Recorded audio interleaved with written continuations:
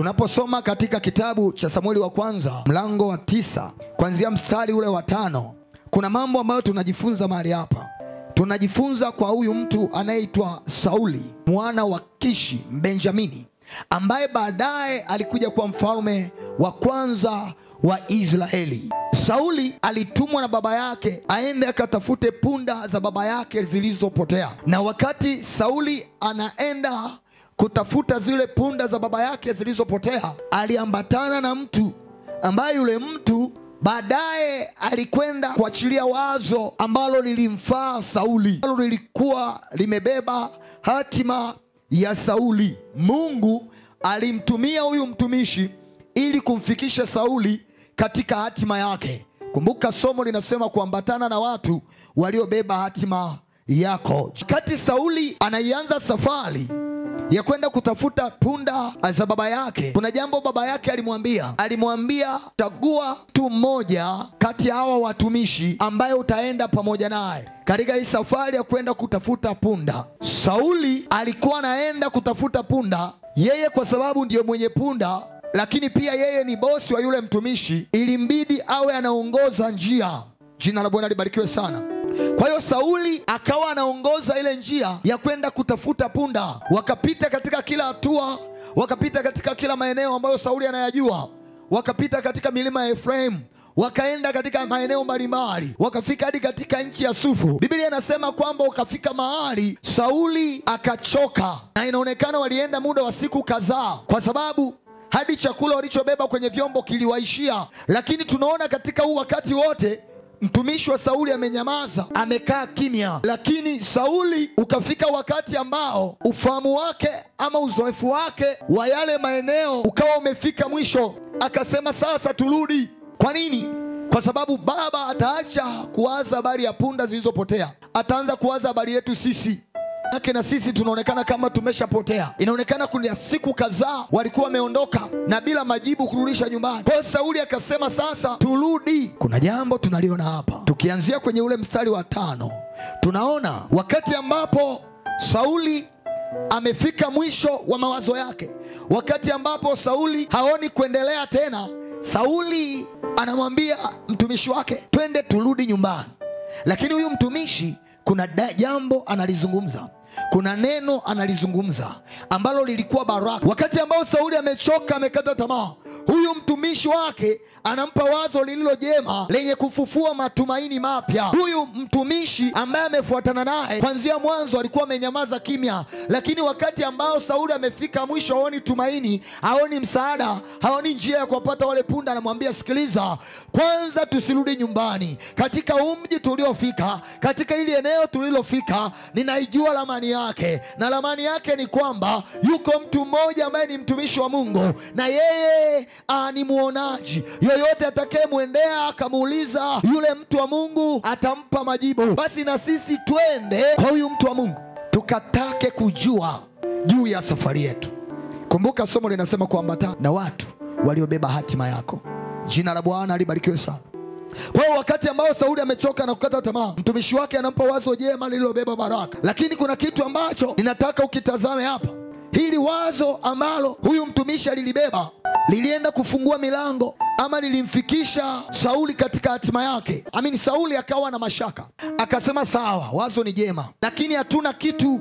Tutawezaje kwenda kwa huyu mtumishi mikono mitupu? Huyu mtumwa wa Sauli ambaye ni mtumishi wake amefuatana naye, alikuwa na kila sababu kumfanikisha Sauli kufikia hatima.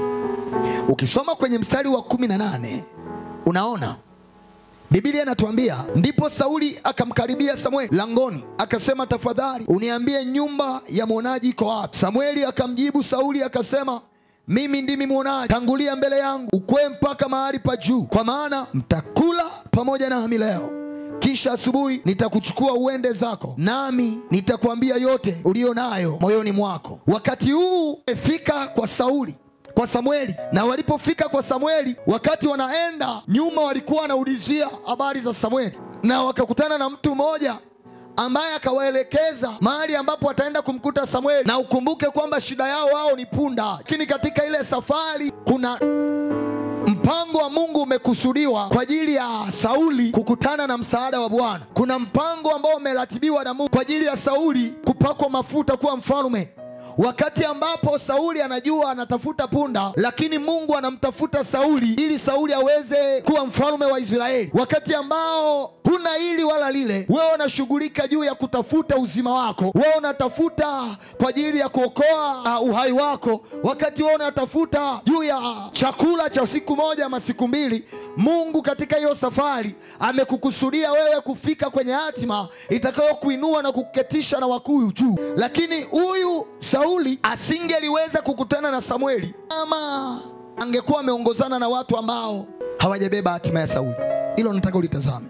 Mstari wa 20 Biblia inasema, na wale punda zako waliopotea siku hizi 3 usijiudhi kwa ajili yao, maana wameonekana. Na yote yaliyotamanika katika Israeli amewekewa nani? Si wewe na nyumba ya baba yako? Basi Sauli akajibu akasema, je, mimi si Benjamini, mtu wa kabila iliyo ndogo kuliko kabila zote za Israeli? Na jamaa yangu nayo si ndogo kuliko jamaa zote za kabila ya Benjamini? Kwa nini basi kuniambia hivyo? Naye Samueli akamtoa Sauli na mtumishi wake, akawaleta ndani sebuleni, akawaketisha mahali pa heshima kati ya watu walioalikwa, nao jumla yao walikuwa kama watu 30. Samueli akamwambia mpishi, lete ile sehemu niliyokupa, hiyo niliyokuambia iweke akiba. Basi mpishi akatwaa paja na nyama iliyokuwa juu yake, akaiweka mbele ya Sauli. Samueli akasema, iliyowekwa akiba ndiyo hiyo, iweke mbele yako ule, kwa sababu umewekewa hiyo wewe hata wakati uliokusudiwa, maana nalisema nimewaalika watu. Basi Sauli akala pamoja na Samueli siku hiyo. Ukiendelea hapo mbele utaona vile ambavyo Sauli wazo lake la kutafuta punda lilianguka kwenye furaha iliyo kuu kuliko wazo lake la kwanza. Na kuna vitu nataka tuvitazame hapa. Jambo la kwanza, angalia ni watu gani ambao ambatana nao. Ni watu gani? Kwa sababu huijui siku ambayo utakutana na Mungu kuonyeshe hatima yako. Anasema kesheni basi, kwa sababu hamjui siku wala saa.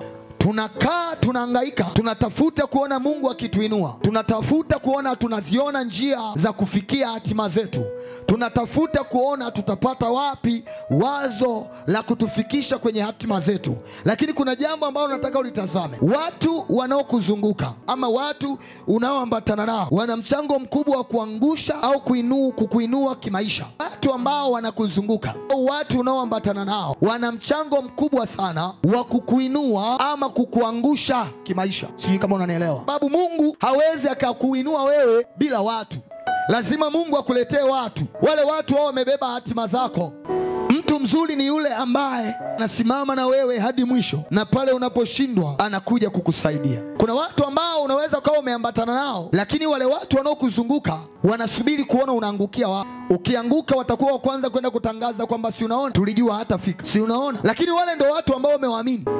Marafiki ambao mnaambatana nao, yule rafiki ambaye unamuamini na hauwezi liongea jambo lolote kwa mtu mwingine yoyote ila kwake. Huwezi mpa siri zako mtu yoyote ila yeye, kwa sababu umemwamini na unasema ni rafiki wa kushibana. Huyo rafiki unayemwamini na yeye ana rafiki yake ambaye anamwamini kuliko kawaida, na hawezi mwambia mtu jambo lolote isipokuwa huyo. Lakini wewe ndiye unayemwamini, lakini yeye hakuamini wewe, anaye mtu anayemwamini. Uweze kutambua ni akina nani ambao wamezunguka kwenye maisha yako. Ni bora ukakaa tu mtu ambaye haueleweki kuliko kuambatana na watu, kushikamana na watu ambao hawawezi kukusaidia ukianguka. Ukiambatana na watu ambao wanasubiri kuona unaanguka, hata kama Mungu ataachilia mlango wa kukuinua kutoka upo ulipo, hautakufikia. Hautafika kwenye destiny yako, kwa sababu vikwazo wa kwanza watakuwa ni marafiki walio karibu nawe. Kwa ni lazima umwombe Mungu akupe watu sahihi wa kuambatana nao. Unayeandika sifa au mtu wa kuambatana naye. Watu wengi tumewapenda, tumewaweka mioyoni sana, tumewabeba sana. Watu wengi wamepotea kwenye maisha kwa sababu ya watu walionao karibu. Wewe angalia tu hata wanafunzi wanapokuwepo mashuleni. Ulipokuwepo chuo, ni akina nani uliambatana nao? Ulipokuwa unasoma sekondari, ni akina nani uliambatana nao? Na wengi wameingia kwenye ulevi, wameingia kwenye ukahaba kwa sababu ya marafiki zao wanaoambatana nao. Ikiwa watu wanaokuzunguka ni walevi, tafsiri yake wewe hutaweza kusimama hata kama unamjua Mungu, hata kama ungekuwa ni muinjilisti, hata kama ungekuwa na neno la Mungu kubwa kiwango gani. Biblia inasema ole mtu akae barazani pa wenye mizaa. Mtu huyu kwa sababu hajaenda katika njia ya wenye haki, mtu huyu lazima ataanguka, kwa sababu wale wanaomzunguka hukaa nena maneno machafu, lakini yale maneno wewe unayasikia. Na ukumbuke wale ambao unawapenda ama vile ulivyovipenda, nyuma yake iko roho. Ukimpenda yeye, tafsiri yake ni nini? Ili kile kinachosababisha wewe umpende ni roho yako, sio mawazo. Sasa ukimpenda, roho yako itaambatana naye, na ikiwa roho yako itaambatana naye, kicho chake kitakuja kwako. Sasa ukiambatana na watu ambao si wazuri kwenye maisha yako, wewe unayemtegemea Mungu, watakutoa kwenye destiny. Tunapotembea, kila moja anatamani afike kwenye hatima. Kila moja anatamani akakutane na mkono wa Bwana, akakutane kwenye milango iliyonyooka, aende katika njia iliyo ya haki. Baraka za Bwana ziwe kwenye maisha yako. Ni wanaokuzunguka wanao mchango mkubwa. Yusufu alipokuwepo gerezani, aliwasaidia watu wengi sana, ingawa kati alipohitaji msaada hawakumpa msaada, lakini kati ambapo Mungu aliruhusu mtu huyo apokee msaada, alipokea msaada. Kwa nini? Watu walimnena vizuri mbele ya Farao. Kama tungekuwa tunajiweza wenyewe bila watu, basi Yusufu angeenda mwenyewe kwa Farao. Kuna watu ambao wewe huwezi kuwafikia, lakini wewe ni mtu mzuri, unaufahamu mzuri, lakini wewe ni fundi mzuri, yamkini wewe ni mfanyabiashara mzuri, unahitaji mtaji ili uweze kutoka hapo ulipo uende viwango vingine. Umekosa tu mtaji. Yamkini kuna biashara unaifanya, lakini hiyo biashara ulionayo inahitaji mtaji mkubwa zaidi ya hapo, lakini kila ukijaribu unaona unashindwa. Mungu akupe watu wenye kuleta wazo jema kwenye maisha yako. Mungu akupe watu ambao watakutoa mahali hapo kukupeleka mahala pengine. Ukiambatana na watu wanaomjua Mungu, baraka za Mungu zitakuwa kwenye maisha yako. Ukiambatana na watu walio sahihi, watakuwaisha kufika kwenye hatima ambayo Mungu amekuwekea. Ila ukiambatana na watu ambao ni vikwazo, utachelewa. Hata ukatumia akili zako, utaomba sana. Kuna vitu ambavyo huwezi ukavifanya mwenyewe, na viwango vya kufanya wewe, na kuna viwango unahitaji Mungu akuletee watu. Hebu muombe Mungu akupe watu katika jina la Yesu. Akakupe watu wa kusimama kwenye maisha yako. Bwana akakupe watu watakaosimama wakati wa shida yako, wakati ambao mawazo yako yameshindwa. Mungu akawainue watu wa kuleta wazo la baraka, wa kuleta wazo la tumaini, wa kuleta wazo lililo jema, ili uende mahali ambapo Mungu amekuwekea. Sifa za mtu wa kuambatana naye. Jambo la kwanza, awe anaufahamu juu ya Mungu. Usilisahau. Kama wanaokuzunguka wanaofahamu juu ya Mungu, hawatakufikisha mahala sahihi. Ombe Mungu akuinulie watu wenye ufahamu juu ya Mungu. Huyu mtumishi wa Sauli alikuwa na ufahamu juu ya Mungu. Utaangalia hekima aliyokuwa nayo. Wakati Sauli anamuongoza katika njia zote, huyu mtumishi alikuwa amenyamaza kimya. Lakini muda ambao Sauli ameshindwa, huyu mtumishi anainua wazo jipya. Soma mstari wa 6. Naye akamwambia, tazama, katika mji huu mna mtu wa Mungu. Tazama, katika mji huu mna mtu wa Mungu. Naye ni mtu mwenye kuheshimiwa. Yote asemayo hutukia kweli kweli. Basi twende huko. Labda yeye aweza kutuambia habari ya safari yetu tunayoiendea. Wazo kama hili Sauli hakuwa nalo. Inawezekana ukawa na watu ambao hawawezi kukupeleka kwenye hatima, lakini watakuonyesha njia ya kuenda kwenye hiyo hatima. Pili, kuna vitu nilikuwa nagusia vinavyohusu watu ambao Mungu anaweza akawaleta kwenye maisha yako. Nikakwambia hata kama hawana kitu, usiwasukume mbali. Jambo ambalo unabidi utazame ni nini watu wale wanacho. Sauli alimchagua huyu mtu, yeye asijue mbele yake yule mtu atamsaidia kwa kiwango gani. Ni wakati ambao Sauli ufahamu wake umefika mwisho, mtu huyu alitoa wazo lenye kumkutanisha na mtu wa Mungu ambaye ni Samueli. Na tukisoma pale mbele tunaona Samueli alipomuona Sauli, Roho wa Bwana akamwambia kwamba huyu ndiye niliyekuambia, nimemtenga kwa ajili ya kuwa mfalme wa taifa la Israeli. Huyu ndiye yule Mbenjamini niliyekuambia, nimemchagua ili asimame na kuwaongoza watu wangu. Huyu ndiye unahitaji, mtu atakayeenda atakupeleka mahala ambapo milango itafunguka kwa ajili yako. Unahitaji mtu ambaye atatoa wazo la kufungua nuru kwenye maisha yako. Wakati ambapo umechoka, huo ni msaada. Yuko Bwana ametenda kwa ajili ya maisha yako, anasubiri wakati wako. Na wakati ambapo umetoka nyumbani, upo mahali hapa, Bwana akanyoshe mkono kwenye maisha yako, kwa maana aliyekutoa nyumbani ni Mungu wala si mwanadamu. Ila Bwana aliyeachilia hilo wazo ndani ya moyo wako, akafungua milango, ukaone mbingu zikifunguka. Kuna vitu unavitazama vya ajabu sana. Usiambatane na kila mtu, kwa maana si kila mtu unaweza kumuokoa. Kuna watu wanaamini wanaweza wakawaokoa watu wengine. Kuna watu ambao hatari wakiwa kwenye maisha yako tatafuna. Kila mtu nyuma yake iko roho. Kiwa watu ambao utaambatana nao nyuma yao wana roho ya mauti, watakapoingia ama utakapoingia nao ilika ama ubia, wataharibu. Kama ni biashara yako itaharibika. Ikiwa watu wale na roho ya uharibifu, popote utakaposema ushikamane nao, watakupeleka pabaya. Nimesema sifa ya kwanza, mtu huyu awe na ufahamu juu ya Mungu. Sijasema uwe unasali naye kanisa moja, wala sijasema awe mlokole. Kuna watu ambao wanasema mbona mtu huyu ameokoka, mbona nasali naye? Sije ukajichanganya. Kama unanielewa, kuambatana na watu wenye ufahamu sio lazima watu wale wawe wanasali pamoja na wewe. Anaweza kawa nasali pamoja na wewe, lakini asiwe mtu wa kuambatana na wewe. Sali na mtu haina maana awe rafiki yako.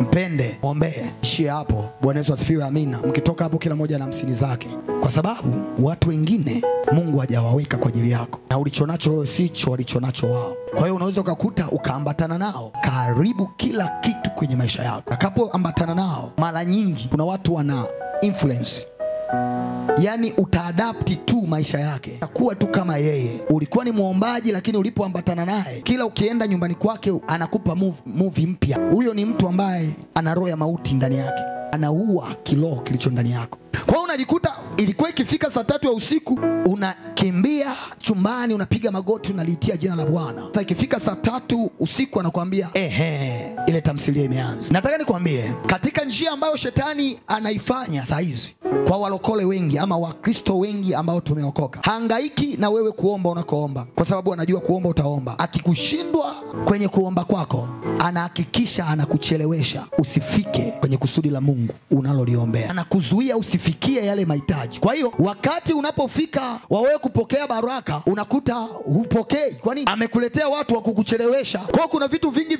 tunachelewa kwa sababu namna ya maisha ama mfumo wa maisha yetu hautuweki karibu na Mungu, unatuweka mbali na Mungu. Wakati ambao Mungu anatazamia kukukuta mahali fulani ukipiga magoti ili aje akupe majibu, anakuja kukuta mahali hapo haupo. Bwana anatamani kukuona wewe una imani ya kweli na umesimama kwenye kusudi lile lile, ili Bwana Mungu atende kwenye maisha yako. Wakati ambao umekata tamaa, wepo mtu mwingine kusema usiahirishe hilo. Tuna huo uwezo wa kuhakikisha tunafanikiwa. Wakati ambao Sauli anasema turudi nyumbani, maana baba ataanza kuwaza habari yetu sio punda. Huyu mtu anasema tumetoka siku 3 zote, hatuwezi tukarudi nyumbani hivi. Huko msaada wa Bwana, kuna neno la Bwana hapa. Jambo la pili, awe tayari kujitoa kwa ajili yako. Hizi sifa 2 unaweza ukaanza nazo na zitakusaidia. Jambo la kwanza, awe ana ufahamu juu ya Mungu au juu ya mambo ya kimungu. Hata kushauri twende kwa mganga, si kama unanielewa. Yule jamaa angekuwa ana ufahamu juu ya ushirikina, angemwambia kwa nini turudi twende tukajaribu kwa sangoma, taalamu mimi namjua. Ukiambatana na watu wa namna hiyo, watakupeleka tu, kwa sababu mtu huyu aliye karibu na wewe anajua wakati gani upo. Kwa nini huyu mtumishi alikaa kimya muda wote? Alikaa kimya muda wote kwa sababu alijua huyu jamaa ni bwana wangu kwanza, alafu pia anajiamini, acha nimwache aongee. Lakini ulipofika wakati ameshindwa, alijua tu kabisa huyu chochote nitakachomwambia atatii. Ikiwa anayeongozana na wewe ama ambaye yupo karibu yako amebeba roho ya ushirikina, akijua kwamba lolote atakalo kuambia utalitenda, ndipo anapokuingizia wazo baya. Kitabu cha Samueli wa kwanza, hiyo sura ya 9. Naomba unisomee mstari wa 7. Ndipo Sauli akamwambia mtumishi wake, lakini angalia, kama tukienda tumpelekee mtu huyo kitu gani? Kama tukienda tutampelekea nini mtu huyu? Maana chakula kimekwisha vyomboni mwetu. Wala hapana zawadi ya kumpelekea mtu wa Mungu. Tuna nini sisi? Mstari unaofuata. Yule mtumishi akamjibu. Sauli akasema, Tazama mkononi mwangu nina robo ya shekeli ya fedha. Tazama mkononi mwangu nina robo ya shekeli ya fedha. Nitampa huyo mtu wa Mungu fedha hiyo. Nitampa huyo mtu wa Mungu fedha hiyo. Atuambie njia yetu. Atuambie njia yetu. Mtu huyo alikuwa tayari kutoa vitu vyake ili Sauli afanikiwe katika njia yake. Nikakwambia lazima uhakikishe mtu mzuri uliye naye, nikakwambia ni mtu ambaye hata subiri wewe uharibikiwe alafu akucheke, bali atasimama na wewe wakati umeshindwa, atakushika mkono, atakuinua. Mtu huyu wakati ambao Sauli hana chochote, anajua wazo lilonipa ni jema, lakini nitafanikiwaje? Kuna watu ambao yupo tayari hata atoe hela yake, hata atoe mtaji wake ili kuhakikisha unaambatana naye, ili kuhakikisha unafanikiwa. Ni kwa faida yako wewe, si kwa faida yake yeye, lakini yupo tayari atoe pocket money yake ili hakikisha wewe unafikia mahala fulani. Hao ndio watu ambao unawahitaji kwenye maisha haya. Hao ndio watu ambao unahitaji kuambatana nao, na Mungu akakupe watu wa namna hiyo ambao watakubali kujitoa kwa ajili yako.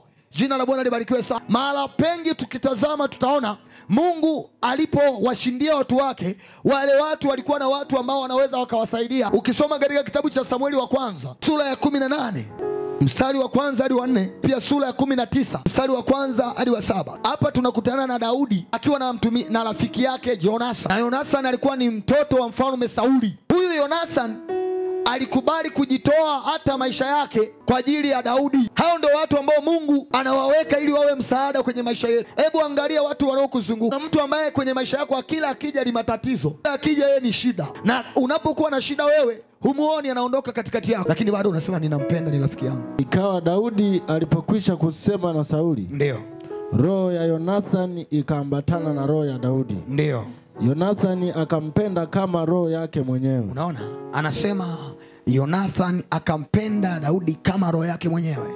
Sauli akamtoa siku ile. Ndio, wala hakumwacha arudi tena nyumbani kwa baba yake. Hapa Daudi anaenda kwa Sauli, alafu siku ambayo Jonathan anakutana na Sauli na Daudi, Jonathan akampenda. Anasema roho yake ikaambatana na Daudi. Roho za watu wanaoambatana huwa zinaambatana pia. Watu ambao mnaenda pamoja, watu ambao unaambatana nao, lazima roho zenu zitaambatana pia. Kinachokufanya umpende mtu huyu, kinachokufanya kila ukiwa na jambo umtafute umwambie, ni roho zenu zimeambatana. Ikiwa ndani yake anania maovu juu yako, lazima atakuharibu, kwa sababu wewe uliyependa ndiye ambaye unakuwa mtumwa. Unaelewa? Kwa sababu nimekuambia kila rafiki na rafiki yake. Kwa hiyo yeye naye atakuwa mtumwa kwa yule ambaye hawezi kalala bila kumwambia habari. Watu hapo mmekaribisha marafiki ambao wanakukula na kukutafuna wewe hujui, lakini umewapenda kwa moyo wote. Bwana akusaidie. Wataharibu tabia yako, watakutoa karibu na Mungu. Wengine wana roho za machelewesho. Inabidi uwe na mtu ambaye atakwambia ili ndilo sahihi, twende huku mpendwa. Atakuwa na neno la kukuinua. Sauli akamtoa siku ile, wala hakumwacha arudi tena nyumbani kwa baba yake. Ndio. Nao Jonathan na Daudi wakaahidiana. Kwa kuwa alimpenda kama roho yake mwenyewe. Ndio. Ndipo Jonathan akalivua joho. Ndio. alilokuwa amelivaa akampa Daudi na mavazi yake hata na upanga wake pia na upinde wake ndio na mshipi wake. Jonathan ni mwana wa mfalme, lakini anampa askari mtumishi wake ambaye ni Daudi, anampa joho la kifalme, anampa na mshipi wake. Huu ni upendo sio wa kawaida. Mtu huyu yupo tayari kujitoa kwa ajili ya mwenzi. Ikiwa umempenda tu wewe mwenyewe. Hivi unajua kuna watu ambao wanaenda kwa waganga kuwashika watu. Anaweza kumshika mume wako na yesi, yani mwanaume anaweza kumshika mwanaume mwenzie. Sio issue ya mapenzi tu hiyo. Anajua mtu huyu ana future. Kuna watu wamewashikilia watu wako wa karibu. Kuna watu ambao wamewashika watu wako ambao wamebeba hatima, wameshikiliwa mahali. Atakachosema amuelewe. Akimwambia nina shida asikie. Mtu huyu ili aweze kumshikilia mtu huyu lazima amtenganishe na wewe. Kwa kama ni mmeo unaweza kukuta upendo ghafla haupo. Kujali kule hakupo. Kama ni rafiki yako wa karibu basi unakuta ghafla hakupendi. Akakupe neema hii. Wale walioondolewa kwenye maisha yako ambao wamebeba hatima zako, ambao Mungu aliwaleta lakini adui akawaondoa, Bwana akawarejeshe kwa msaada wake. Hadi wa 7 kitabu cha Samueli wa kwanza mstari wa 19 mstari wa kwanza Biblia inasema, kisha Sauli akasema na mwanawe Jonathan. Sauli akasema na mwanawe Jonathan. Tena na watumishi wake wote. Ndio. kwamba wamuue Daudi. Wamuue Daudi. Lakini huyo Yonathani mwana wake Sauli ndio alikuwa akipendezwa sana na Daudi. Ndio. Basi Yonathani akamwambia Daudi. Yonathani akamwambia Daudi. Akasema Sauli baba yangu anatafuta kukuua. Anatafuta kukuua. Basi nakusihi ujiangalie sana asubuhi. Ujiangalie sana asubuhi. Ukae mahali pasiri na kujificha. Ukae mahali pasiri na kujificha. Na mimi nitatoka nje na kusimama kando ya baba yangu. Na mimi nitatoka nje na kusimama kando ya baba yangu. Huko shambani ulipo wewe. Shambani uliko wewe. Nami nitazungumza na baba yangu habari zako. Ndio. Nami nikiona neno lolote nitakwambia. Nikiona neno lolote nitakwambia. Naye Yonathani akamsifu Daudi kwa Sauli. Ndio. Babaye akamwambia. Ndio. Mfalme asikose juu ya mtumishi wake. Mfalme asikose juu ya mtumishi wake. Yani juu ya Daudi. Yani juu ya Daudi. Kwa maana yeye hakukosa juu yako. Kwa maana yeye hakukosa juu yako. Tena matendo yake kwako. Ndio. Yamekuwa mema sana. Ndio. Kwa kuwa alitia uhai wake mkononi mwake. Ndio. Na kumpiga yule Mfilisti. Ndio. Naye Bwana akawatendea Israeli wote wokovu mkuu. Ndio. Wewe mwenyewe uliona jambo hilo. Ukafurahi. Basi kwa nini kukosa juu ya damu isiyo na hatia? Kwa nini kukosa juu ya damu isiyo na hatia? Umuue huyo Daudi bure? Sauli akaisikiliza sauti ya Yonathani. Naye Sauli akaapa. Aishivyo Bwana, yeye hatauawa. Basi Yonathani akamwita Daudi. Ndio. Naye Yonathani akamjulisha mambo hayo yote. Kisha Yonathani akamleta Daudi kwa Sauli. Ndio. Naye alikuwa akihudhuria mbele yake kama kwanza. Amen. Daudi alipokuwa amepata kibali cha kukaa nyumbani kwa Sauli, na vita ya wivu iliinuka. Sauli akaona Daudi ana kibali, akagundua Roho wa Mungu amemwacha enda kwa Daudi. Kwa nini? Kwa sababu aliona hata watu wanamuimba Daudi huko mtaani, kwamba Sauli ameua maelfu lakini Daudi ameua elfu. Akasema kimesalia nini hapa? Kama huyu jamaa wanasema yeye ameua zaidi, amefanya kazi kubwa kuliko mimi mfalme, asi hata ufalme wanampa hawa. Ana njama ya kutaka kumuua Daudi. Sasa ukumbuke pale mwanzo Yonathani siku anaonana na Daudi walipendana. Sauli akamwambia mwanae Yonathani kwamba hapa huyu Daudi ndio kikwazo, atatutoa kwenye ufalme, acha tumuue. Yonathani roho yake ilikuwa tayari afe kwa ajili ya kumtetea Daudi. Akaenda kamtonya Daudi. Daudi akawa anamkimbia Sauli, si mara moja. Sauli akajaribu kumuua kwa mkuki.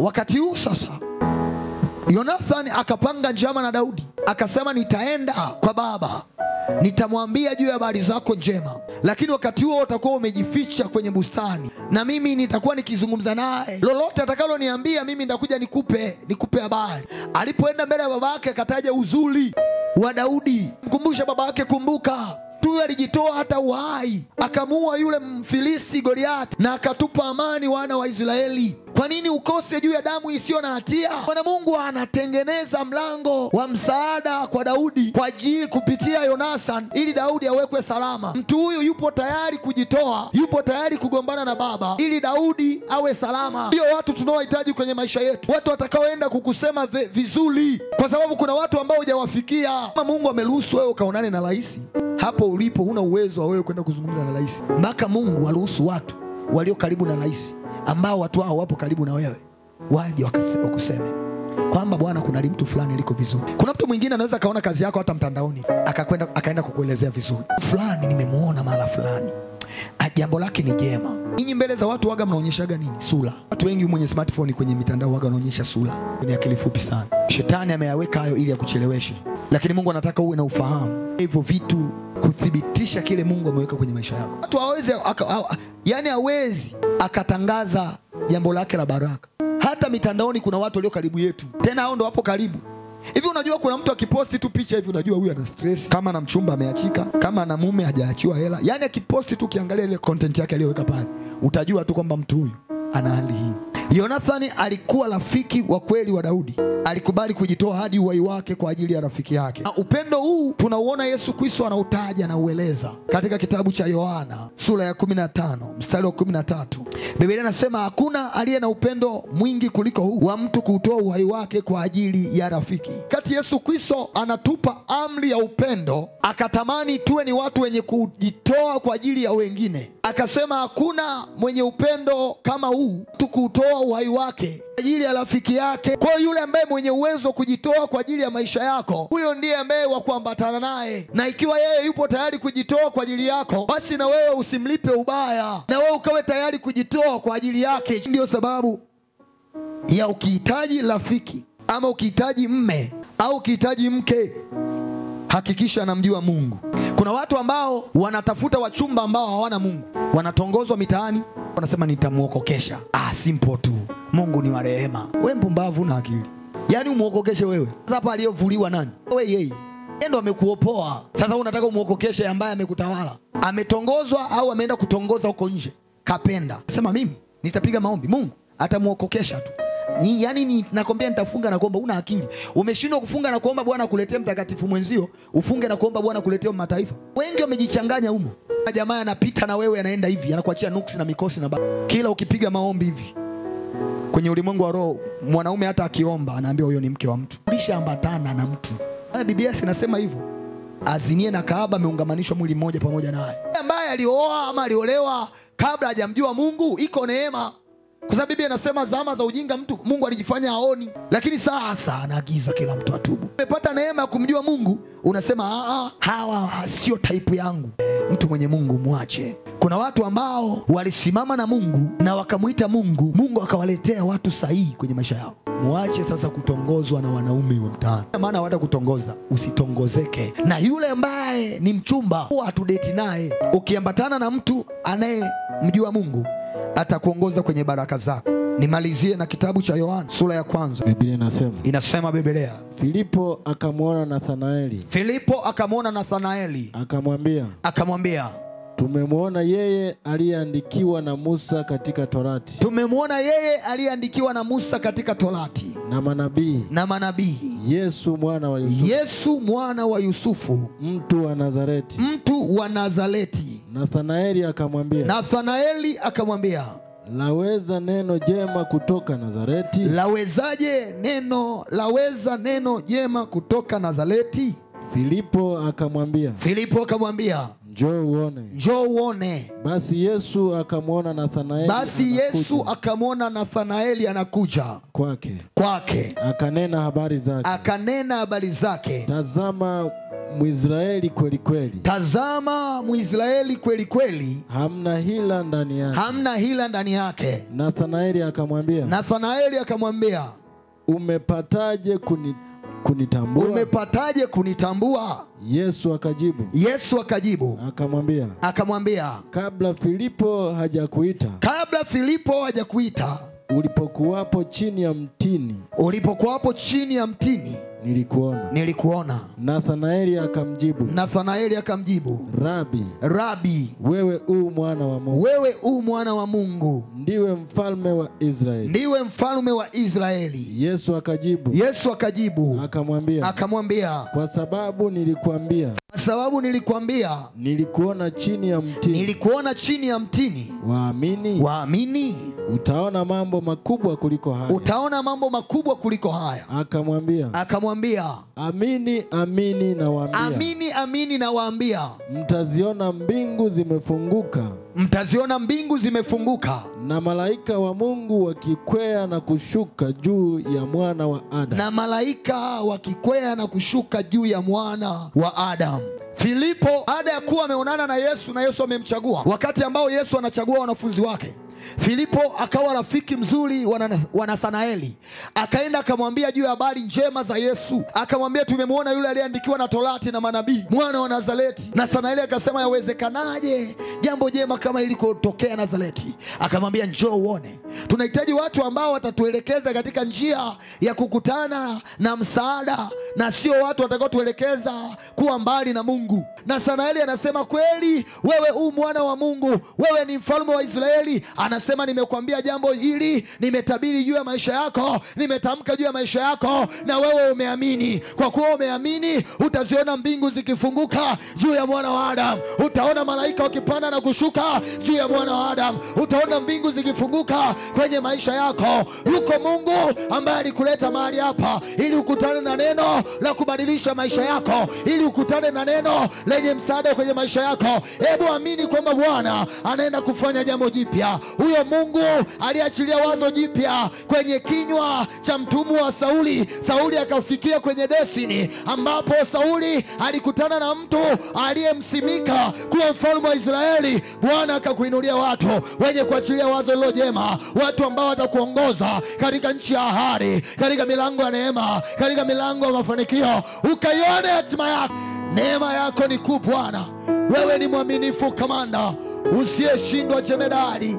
Oriandaraboseke, onekana e Bwana, katika jina la Yesu.